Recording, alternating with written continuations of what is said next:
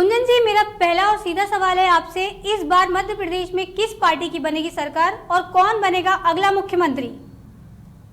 जी नसरीन, मैं आपको बता दूं कि आज 18 सितंबर 2023 को जो हमने गणना की है और टाइम इसका हमने निकाला 14:36 और 30 सेकंड पे हमने एक 37 नंबर की हॉररी बनाई और हमने प्रश्न लिया, एमपी में फिर से शिवराज की बनेगी सरकार? क्या शिवराज एक बार फिर बनेंगे मुख्यमंत्री? तो यहाँ हमने सवाल के साथ साथ, पक्ष के साथ साथ हमने विपक्ष को भी जोड़ा। वहीं हमने यहाँ शिवराज जी के लिए 37 नंबर की एक हॉररी बनाई। वहीं हमने विपक्ष में कमल नाथ जी को लिया और उनके लिए नंबर लिया 39।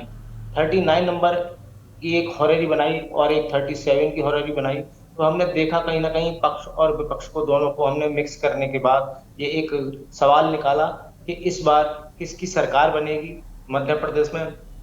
इन रूनिक प्लानिटों के माध्यम से, कुंडली के माध्यम से, मैं आपके प्लेटफॉर्म के माध्यम से भी लोगों तक ये ज्योतिषीय कैलकुलेशन बताना चाहता हूँ और पहुंचाना चाहता हूँ, ताकि ज्योतिष में लोग ज्यादा से ज्यादा रुचि रखें। और ठीक है, अब मैं आपको बताता हूँ कि जब हमने ये शिवराज जी की कुंडली बनाई 37 नंबर की, और साथ में कहीं ना कहीं पक्ष के साथ साथ हमने कहीं ना कहीं विपक्ष को भी रखा है, तो कहीं ना कहीं हमने देखा, जब हमने 37 नंबर लिया उस सन का, तो कहीं ना कहीं जब हम शासक ग्रहों को रूनिक प्लैनेट में लाते हैं, मूव कराते हैं, तो कहीं ना कहीं देखा हमने ये नंबर 37 नंबर सन का है।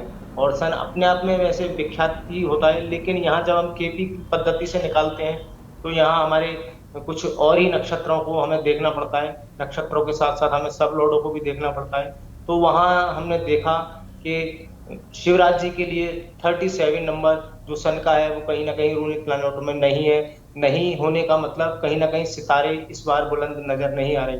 वहीं जब हमने कमलनाथ जी की 39 नंबर को लिया और हमने देखा कि पक्ष के साथ साथ विपक्ष ज्यादा स्ट्रॉन्ग कहीं ना कहीं हमें दिखाई दे रहा है, तो वह कमलनाथ जी की कहीं ना कहीं सितारे हमें ज्यादा बुलंदियों पर नजर आते दिख रहे हैं। वहीं कहीं ना कहीं अगर देखा जाए तो शिवराज और कमलनाथ जी की कहीं ना कहीं इस बार बड़ी अच्छी फाइट भी कहीं ना कहीं दिखती है। और पक्ष के लिए विपक्ष इस बार बहुत हावी रहेगा।